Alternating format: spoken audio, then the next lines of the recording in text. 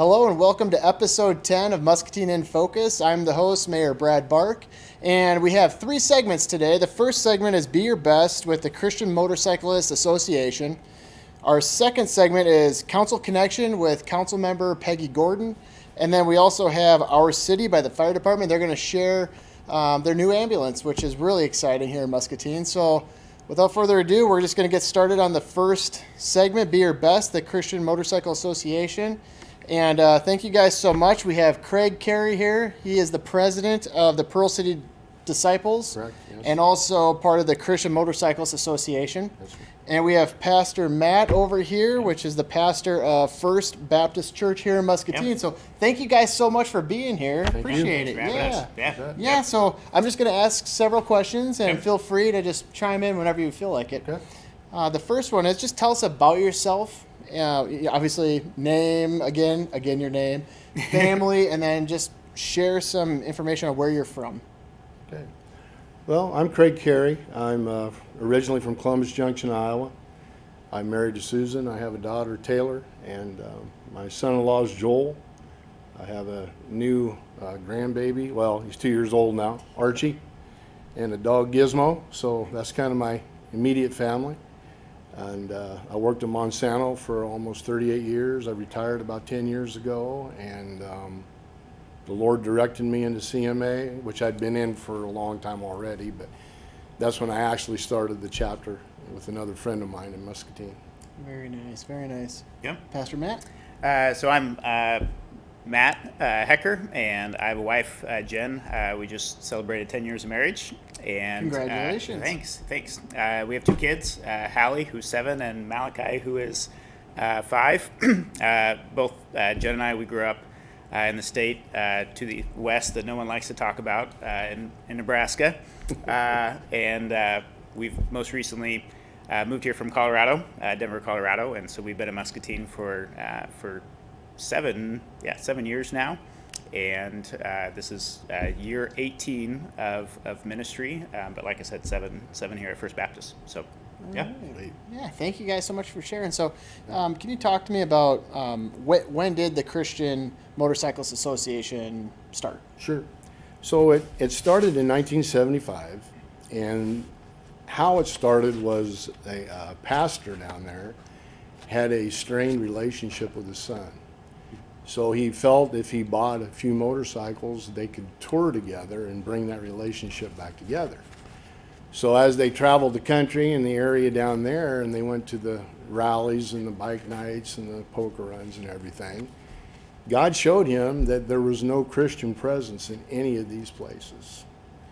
So he came back and he just felt like the Lord was leading him to start a motorcycle ministry. So in 1975, all by himself, he started that. And today we're in like 40 countries, all 6 continents, and we have over 190,000 members worldwide. 40 countries? Wow, that's amazing. Yeah, it's cool. That is really cool. And That's really Iowa cool. actually has 20 chapters in the state of Iowa. About how many people are part of the Iowa, would you say, roughly? Maybe, I'm guessing, 300 maybe. 300? something like That's that. wonderful. Yep. It's great. Yeah. If you could just maybe talk to me first about like just the outreach of the CMA. Sure. Sure. So we have a once-a-year fundraiser called Run for the Sun, and what we do is we ask people to like give so much a mile. We go out on a 100-mile ride, but most people just will donate, 5, 10, 20 bucks, whatever like that. But anyway, we do that, and with the money, that started in 1988, and since 1988, CMA's raised $78 million to help people in the world. So 20% of that goes to Open Doors, and we have bought over 3 million Bibles that we get into third world countries where people cannot have Bibles, let's put it that way, but they're taken in, we get them in there. 20% goes to the Jesus Film Project, which they've made into 52 languages. They estimate 147 million people have viewed it, and 15 million people accepted Christ from that film.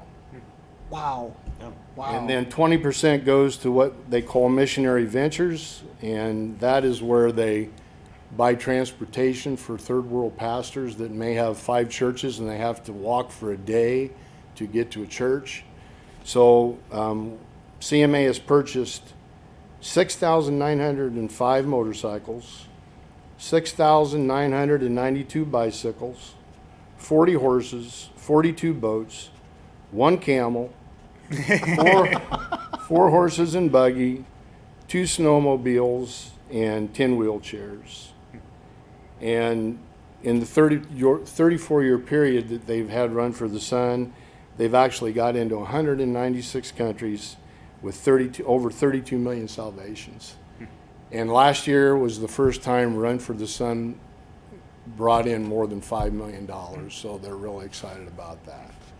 So that's the outreach to the world, but the other part of that goes to the United States, where we come in, going out to biker events, going to rallies, going out and trying to tell people about the Lord. So That's great. yeah. Yeah, kind of share with me, if you will, like what is the purpose of the CMA? It Specifically is to for- change one heart at a time, is to tell people about Christ.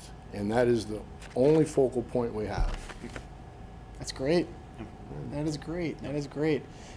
Talk to me about some of the local events that in the past that you have been a part of, if that's okay. I mean, Sure. I see the jackets everywhere, which is so cool. I see it at church. I see them, Yeah. when I'm filling up with gas, and it's really nice to see the jackets. Can you Yeah. guys share on that, if that's all right? Well, I mean, we try to go, for example, Sunday, we were up at Parts Girl Swap Meet in Rock Island, and we set up a table like this where we have Bibles and tracts, and, we talk to people. We're a relation building, evangelical type ministry. I mean, our mission field is the biker world. Well, I mean, we'll talk to anybody about the Lord, but that is our mission field. So we sat up there Sunday and did that. We try to go to all the bike rides, all the runs, all the rallies in the area. We go to Conesville every year. I go to Sturgis every year, which that's not really local, but I mean, we go out there and help. We help at all 5 hospitals. We help with the city. We do a lot, man. We're everywhere, and it's awesome. I have to say, one of the cool stories that I have, my middle child, David, I think he was like 4 at the time, and we're filling up at the Steamboat Way Casey's, and all of a sudden, we're filling up the truck, and motorcycles are coming up. He's like, "Dad, this is so cool," and of course, just he gravitates just walking right over there, and he's like, "Hi, I'm David." And a couple of the gentlemen basically said, "Hey, little brother," and did a little fist pump saying, "God bless, little brother." And and he still remembers that to this day. Whenever so I just thought that was kind of a cool thing to share. And well, I guess talk to me about the big event coming up at your church, if you will. Yeah. So in a few Sundays here, May 1st, we're going to have, it's the 4th annual First Baptist Bike Blessing, but Craig will share with you, it went back a lot further than that. There's a Baptist church in Bluegrass, Iowa, that started it. Pastor Jim Olson was a pastor over there. Rode motorcycles, had a huge passion, desire to reach this community with the gospel, and started hosting the event. And he retired about 4 years ago. And so Craig and Dave Chesling, another member of CMA, approached us and said, "Hey, what would you think about First Baptist hosting this bike blessing?" And we got real excited, just because we knew it was just an unreached group here in Muscatine, one of many. And these guys had a huge passion to reach them. And little did I know that we had a whole bunch of people at our church that were excited about reaching them as well. And so it started out kind of as we had our normal church service and then an event afterwards. And now starting last year, and then again this year we'll combine the two. And so the bike blessing will be our worship service on that Sunday. Great. And so starting at 8 o'clock, people can show up with their bikes, visit with one another. We'll have vendor tents available, and then at 9 o'clock there'll be a band, and so they'll start playing music. Again, vendors will be open. People can continue to visit, get to know each other, meet bikers from all across the state of Iowa and Illinois. And then at 10 o'clock, we'll start our worship service. And so there's a pastor coming from Tennessee that'll lead the service there. Craig and his band will lead worship. We'll share the gospel, share the good news, what Jesus Christ has done, not just for Craig and I as sinners, but just for everyone. And so we're excited to share that message with them. Hopefully, we'll see God do a great work there. And then after that, we'll raffle off a lift for bikes, and then Craig and his team will go around and bless the bikes, and then they'll go for a ride later on in that afternoon. So that's great. And Craig, could you talk to me about what you're going to be doing to bless the bikes, number one, and then talk to me about some of the vendors, the tents that will be there, and then of course the band. I mean, that's exciting. Yeah. When the service is over, we're going to have an altar call, and I'm praying people will respond to that. But at that time also, the people can head to their motorcycles, and then the CMA members, which we got CMA people coming from chapters all over eastern Iowa to help, will go out and talk to each individual, ask them if they could bless their bike, ask them if there's any prayer needs they have in their life, and ask them if they know the Lord. So that's the whole thing. It's really, it's a bike blessing, but it's truly about, do you know Christ? Yeah. And so we'll do that, and then when that's done, this gentleman that's going to be set up there as a vendor has these motorcycle lifts, and that's going to be given away. And that really, it really is not a raffle. All you have to do is show up and put your name in a hat by 10 o'clock, and if we pull your name out, you're going to take that home. And it's like a $500 value, so it's pretty cool. Nice. I forgot your other question. And then the vendor tents. What type of vendors are going to, and then also the band. So the vendors, and hopefully I didn't forget anybody, but Iron Horse Motorcycle Lifts will be there. That's the guy that's giving away that. Yeah. Sue Hopper, she'll be there. She does airbrushing and pinstriping. Michael Lick with Amsoil. He's the Amsoil dealer in town. He'll be set up there. Last year he was there and he sold everything he had, so that was cool. Twisted Stitches will be there if anybody wants anything, sewn on their vest or buy shirts or whatever. Highway Honey Bandanas will be there. She sells bandanas. She travels all over this area. I've known her for years. CVMA, which is the Combat Vets Motorcycle Association, they'll be set up there if you want to talk to them about that organization. Rolando Rivera is a leather worker. He makes things out of leather. He'll be set up there. And Ice Blacksmith won't be set up there, but they've donated over the last several years jewelry to be silent auctioned off. And so he's donated some really, really nice stuff for this year, and that's really exciting to have him. Yep. And then the music, you're going to get to hear me sing, so come and hear that. You do it all. Yeah, well, I don't know about that. But you knew he sing? I did, yeah. But good. it's better him than me, that's for sure. So it's me and Jared Bassett, which goes to their church, Dave Hoffman, which goes to your church, my wife Susan, and Tim Gordon plays the drums. So we've been coming together the last probably 6 months and doing some stuff. We just played at a CMA event up in Newton called Seasons of Refreshing. We did that, and we're doing this, and we're excited, man. We're ready. We're ready to go. Well, that's amazing, you guys. Is there anything else you'd like to share at all, or?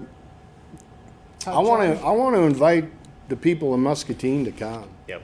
And you don't have to ride a motorcycle to come to this. I mean, it is a motorcycle type event, but if you want to come and you know, look at the bikes and listen to a word from God, and I want to personally invite you to come. Perfect. Okay, so Yeah. please do if you can. You bet. You All right. bet. Okay. Absolutely. Yep.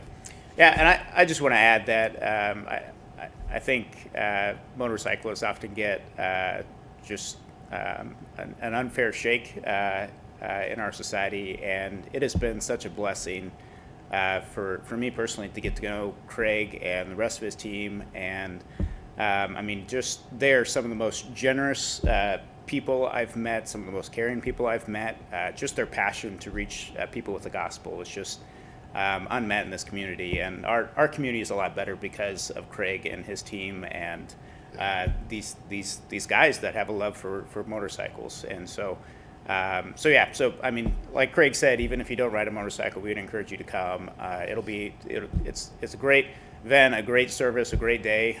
You get to know some really great people who are excited about what God is doing in Muscatine, about what this community is becoming, and are just a great asset to this community. Oh, that's great. Well, thank you, Craig, and thank you, Matt, for being part of today's show, the 10th episode here, which is great.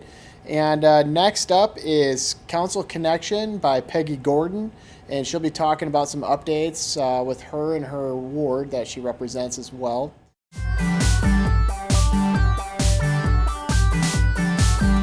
Hey, thank you, Mayor Bark, for inviting me to your program again. I'm Peggy Gordon, the 3rd Ward City Council member, and I thought I'd take a few minutes this week to talk about our neighborhood parks. Muscatine has a lot of great large parks like Weed Park, the Riverfront, Kentstein, but we also have a lot of great neighborhood parks. And in the 3rd Ward ourselves, we have 2 of them. I'm over here at Oak Park, which is on Isaac, and this is a really special park. It has a wonderful large play area with a very soft surface. At the top of the hill, it has a great shelter that can be reserved, and it has some parking spots up there, so you can have that family picnic, that birthday party, or just hang out. And it also has the most beautiful grove of oak trees. It's a natural beauty here. Also, think about our other parks in town. We have 4th Street Park, Fuller Park, Brook Park. There's parks tucked away in every one of our neighborhoods. And now is the time of the year to start thinking about getting out there and enjoying them. It's still a little squishy in the ground. It's still a little cool at times, but it's going to start greening up so we can get out there with the kids and our families and enjoy. And by the way, if you need to reserve one of those shelters for your party, call the Parks and Rec team. They're there to help you. They're at 563-263-0241, and they'll help you make reservations and get your party reserved. Again, enjoy all these parks in Muscatine. Thank the Parks and Rec team if you see them, and enjoy your spring. Thanks, everybody.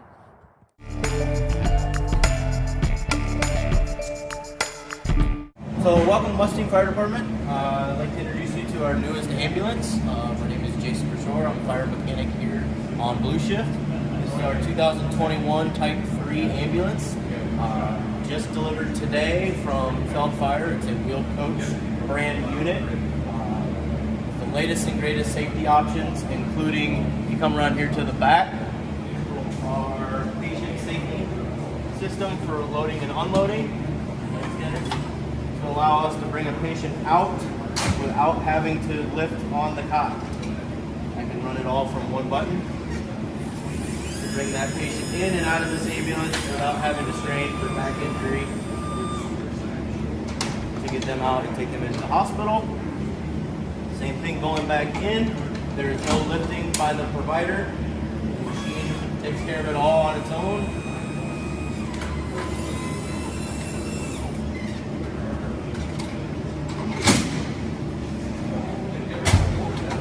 Locks back in place, much more secure than our older units. That will lift up to 750 pounds. So if we do have a larger patient, we will not have the back injuries that are associated with lifting that person in and out.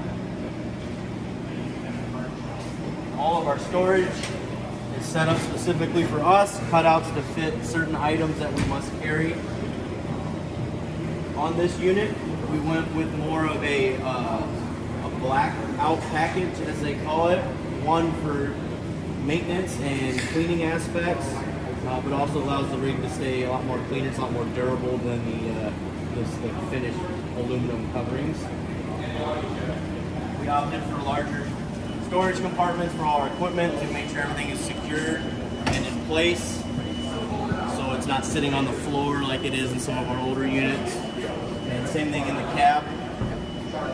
We opted for more cab room for some of our larger providers so they aren't so cramped when they're riding, either driving or riding in the front back from an incident.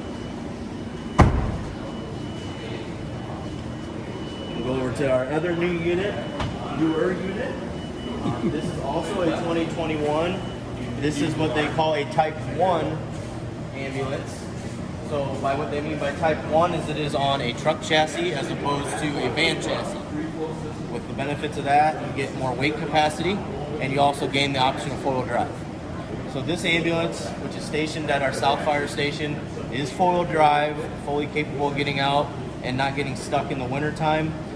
The older van chassis, we had to run a tire chain system underneath that is only good for a certain amount of snow and ice, and after that they don't really work very well. So we still have the risk of being stuck.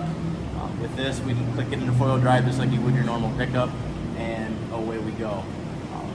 With it being a Type 1, we gained again more storage, much larger compartments, much larger patient compartment, and same thing with the passenger cab. A lot more leg room, a lot more comfortability for some of the providers as they operate on the unit day in, day out. Okay, it is also equipped with the patient loading system on the rear, and it also has the safety seat belts. So I'll have Battalion Chief Keller get in and show you how the safety seat belts work. Up until now, all of our seat belting systems in the back of our ambulances were just a basic either lap belt or shoulder harness. With these allow us to stay belted and stand up to work and provide care to our patient while we're working, and if we do get in an accident, it will retract us into the seat and we'll stay safe. Okay, so he's allowed to move around and still remain safe by being belted. Moving forward, all our new ambulances will have that system in it to maintain safety for our providers. Thank you to everyone in Muscatine for watching today's show. And again, be your best, and we'll see you next time. Thank you so much.